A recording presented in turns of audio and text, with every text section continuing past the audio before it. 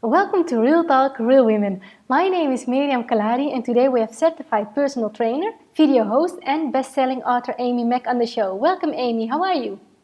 Good, thank you. How are you? I'm fine, thank you so much for your time. Good, thanks for having me. You're most welcome. So, you just became a mom as well, congratulations. Thank you, thank you. That's an entirely new adventure. Yeah, and in fact we waited until you delivered your little baby boy before recording this episode. And Yeah. how is this going to change things for you? Well, it's absolutely changed everything, but it's all for the better so far. I just got clearance to start working out again, so that's been awesome because that's kind of my zen as well as, just feeling good. It's just a big part for me. So, it was really frustrating towards the end not being able to work out as much and, kind of losing that aspect, but it makes me, have a renewed joy that I'm back and working out and starting to regain my fitness again. So, we squeeze it in when we can, and my husband's working with me to work our schedules out so that I can start training again and just kind of get back to feeling like myself again. Amazing. It took a while before you realized your passion for fitness. Can you tell us the story?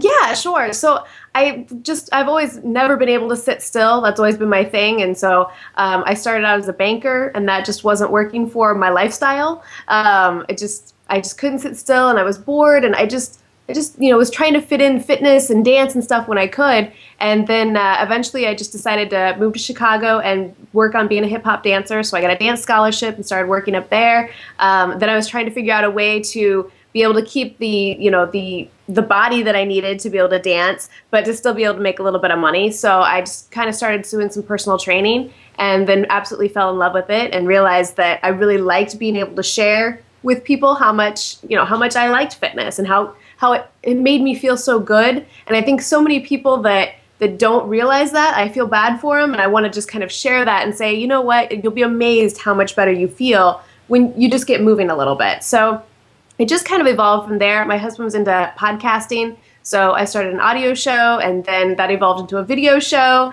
and just kind of kept going from there. So I wrote a couple books, and it's just been really fun to be able to kind of help people find what makes them happy as far as the fitness world. Because if you love to dance, then go dancing, and if you love to jog, then go jogging. But don't do the opposite if it doesn't make you feel good. So I think you should actually enjoy what you're doing and have fun working out. So I kind of call it like functional fitness. You can do things during your day that you enjoy and that make your life better without it being like going to the gym and being a hamster on a wheel. So since 2005, you launched several fitness audio shows. What can you tell us about that? Well, I don't know what you want to know, but I started Fitness Attack with Amy Mack. It was a 1-minute audio podcast, and we put out, I think, over 500 episodes, and then just got busy one day and never put out another episode. It wasn't an intentional thing, just one day just got busy and didn't do it. Exercise, we originally designed that for Adam Curry. He had his show, The Daily Source Code, and he wanted to do this fun little bit one time, about me doing the personal training for his butt, trying to get his butt in shape, and that evolved into a regular occurring spa every week, and then it became its own entity. So we started releasing just the exercise moves on their own audio podcast, and then eventually we moved to Fit Life with Amy Mack, which is the video show we have now. In 2008, you published your first book, Fitness Attack with Amy Mack. What is it about, and who should pick it up? It's for everybody, and I always tell people it's a great coffee table book or even a great bathroom book because it's just 100 tips to incorporate fitness into your life. So it can be, some you're totally going to grab onto, and some you're going to be like, that's not for me. But, like adding blueberries to fruit salad to, add some antioxidants and, just add some vitamins. Or, how to pick coffee versus tea, or, any of these things that, you can just fitness tips that you can incorporate into your life. And that way it's not always an overhaul that you have to do to your life, but just some gentle reminders to drink more water, or just to walk up and down the stairs instead of taking the elevator. Great. You're also a personal trainer. What has been the most rewarding experience in your work with clients this far? Oh man, just anytime I actually see somebody grasp how awesome fitness is and how it isn't just about looking good in a pair of jeans, but how it really can just change your life or even change your day. It doesn't have to be as big as changing your life, but if you have a really crummy day at work and you can go in and you can just work out that frustration, whether it's lifting weights or kickboxing class or even, just getting on the elliptical machine, it's amazing how it can just change your mindset and just help you reset and just say, you know what, I can do this. I can get up again and do it all tomorrow. So I think that's just the best part, is seeing people win and keep moving forward. It's obvious that you are very entrepreneurial. Early in your career, you learned you weren't cut out for a 9-to-5 job. What advice would you give to those women watching who are stuck in a job that doesn't make them happy? I think it's always easier said than done to just say, oh, well, go do something you love and make money and be happy ever after. It sounds so simple.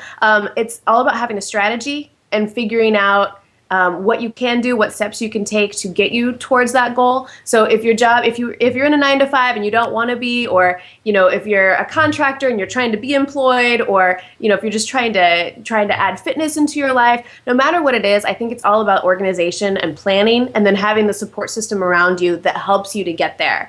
One thing, because my husband and I are both very entrepreneurial, and one thing that I just even came to decide a couple days ago when we're talking about childcare and bouncing Oliver back and forth, we're trying to work on this 9-to-5 Monday through Friday schedule for him, but yet we aren't those people. We're 7 days a week, so we've got to figure out if I need to bring in a babysitter on Saturday afternoon so that we can go to business meetings, then I need to be open to that. I need to be open to what options are out there so that I can get done what I need to get done and be where I need to be when I need to be there. So I think it's all about focusing on, like when I'm with him, I want to focus on him. And when I'm working, I want to focus on work. So trying to kind of multitask. I'm all about multitasking to a certain point, but there's a point where you're not effective at anything and then you get very discouraged. So I think just having a plan, whether it's in life on your day or where you want to be in 10 years, and just, kind of have milestones and check-in points all along the way and figure out how you want to be,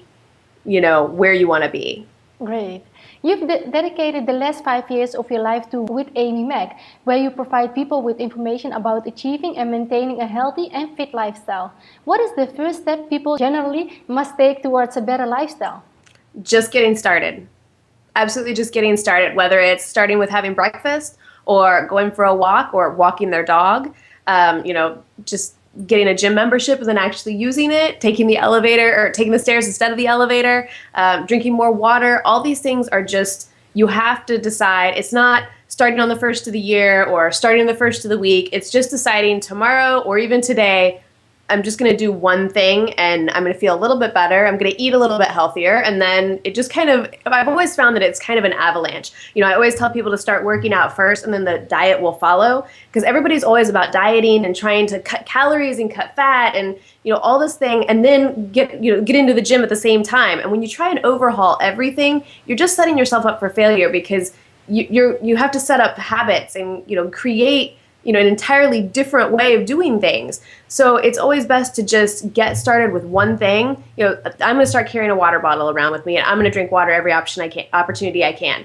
If that's your goal for the week, then you're already making a healthier decision, and you're already healthier this week than you were the week before. So, just things like that really just, are kind of an aha moment, that it doesn't have to be 2 hours in the gym and eating rabbit food. Great advice. And what are some of your goals you would like to accomplish through With Amy Mac? We're kind of talking about different things that we can do with it right now. I think it's been great for the few years that we've had it, and we've also done everydaybetter.com, which is a membership site for virtual personal training. So we've got all these little options. We're just trying to figure out what to do with it next. Obviously, I have a passion for fitness and for helping people find their fitness.